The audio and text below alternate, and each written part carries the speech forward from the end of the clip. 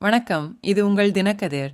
எதிர்க்கட்சிகள் எழுப்பும் பிரச்சினைகளை திமுக அரசு புறக்கணிப்பதாக அதிமுக பொதுச் செயலாளர் எடப்பாடி கே பழனிசாமி திங்கள்கிழமை விமர்சித்தார். ஊத்தங்கரை மற்றும் போச்சம்பள்ளியில் மழையால் பாதிக்கப்பட்ட பகுதிகளை ஆய்வு செய்த பின்னர் செய்தியாளர்களிடம் பேசிய அவர், எதிர்க்கட்சிகள் எழுப்பிய விமர்சன கவலைகளுக்கு தீர்வு காண அரசு தவறிவிட்டதாக குற்றம் சாட்டினார். கிருஷ்ணகிரி மற்றும் விழுப்புரம் மாவட்டங்களில் ஏற்பட்டுள்ள கடுமையான மழை பாதிப்புகளுக்கு இந்த அலட்சியமே முக்கிய காரணம் என்று பழனிசாமி கூறினார். அவர் மேலும் கூறுகையில், முதல்வர் ஸ்டாலினும் அவரது மகனுமான துணை முதல்வர் உதயநிதி ஸ்டாலினும் ஆட்சியை விட ஒருவரையொருவர் புகழ்வதில்தான் அதிக கவனம் செலுத்துகின்றனர்.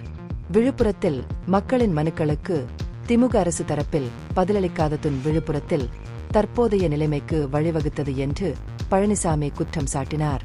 உதாரணமாக 2016ஆம் ஆண்டு அதிமுக ஆட்சியில் கோலியனூர் சேனல் தூர்வாரப்பட்டது. ஆனால் திமுக அரசிடம் பலமுறை மனுக்கள் அளித்தும் எந்த நடவடிக்கையும் எடுக்கப்படவில்லை என்று குறிப்பிட்டார். இந்த செயலற்ற தன்மையே புயலின் தாக்கத்தை அதிகப்படுத்தியதாகவும் இதனால் விழுப்புரம் மக்கள் அவதிக்குள்ளாகியதாகவும் முன்னாள் முதல்வர் கூறினார். கனமழையால் ஏற்பட்ட சேதத்தை மதிப்பீடு செய்து இழப்பீடு பெற மத்திய அரசிடம் விரிவான அறிக்கை சமர்ப்பிக்க வேண்டும் என்று திமுக அரசை உடனடியாக நடவடிக்கை எடுக்க வேண்டும் என்று பழனிசாமி வலியுறுத்தியுள்ளார்.